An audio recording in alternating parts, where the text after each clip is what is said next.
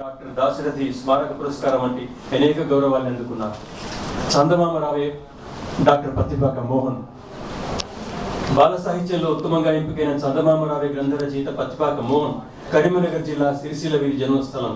కవిగా, విమర్శకునిగా, బాల సాహిత్య రచయితగా, వ్యాఖ్యాతగా, అనువాదకునిగా బహుముఖాలుగా సాహితీ కృషిని కొనసాగిస్తున్న మోహన్ కౌముది, తెగినపోగు, పచ్చబొట్టు, మన కవులు వంటి అనేక గ్రంథాలు రచించారు. సుమారు 10 అనువాద గ్రంథాలు వెలువరించారు. అనేక ప్రత్యేక సంచికలకు సంపాదకత్వం వహించారు. సాహితీ ప్రముఖుల ఇంటర్వ్యూలు చేశారు. ఢిల్లీలోని నేషనల్ బుక్ ట్రస్ట్ ఇండియా సహాయ సంపాదకులుగా తెలుగు సాహిత్యాన్ని ఇతర భాషల వారికి పరిచయం చేసేందుకు విశేషమైన కృషి చేస్తున్నారు. కొత్త దుప్పటి కవితా సంపుటి, కథా సంపుటి సన్నపరెడ్డి వెంకటరామరెడ్డి గారు.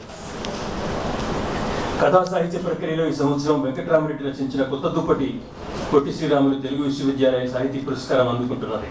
1963 ఫిబ్రవరి 16న కడప జిల్లా కాశీనాయన మండలం బాలరాజుపల్లిలో జన్మించిన వెంకటరామరెడ్డి ఇప్పటి వరకు 60 కవితలు, 45 కథలు, 5 నవలలు రాశారు. రాయలసీమ కథల వైశిష్ట్య వారసత్వాన్ని పదిలపరిచే గొప్ప కథలు వీరి కథ నుంచి వచ్చాయి.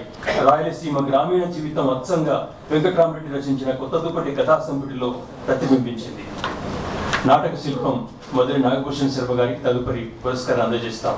మానవతా ఎక్కడున్నావు ఎస్ఏ రావు. ప్రముఖ నాటకకర్త, రంగస్థల నిపుణులు ఎస్ఏ రావు రచించిన మానవతా ఎక్కడున్నావు నాటికల సంపుటికి 2011 సంవత్సరానికి నాటక ప్రక్రియలో ఉత్తమ గ్రంథం పురస్కారం అందుకుంటున్నది. రావు గారు ఇప్పటి వరకు 36 కథలు, 14 నాటికలు, 3 నాటకాలు, దూరదర్శన్ కోసం 7 నాటికలు రాశారు. గతి తప్పిన నీతి, చెలగాటం, భరతవాక్యం, ఇంట్లో పోరు, వీధిలో ఓరు మొదలైన నాటకాలు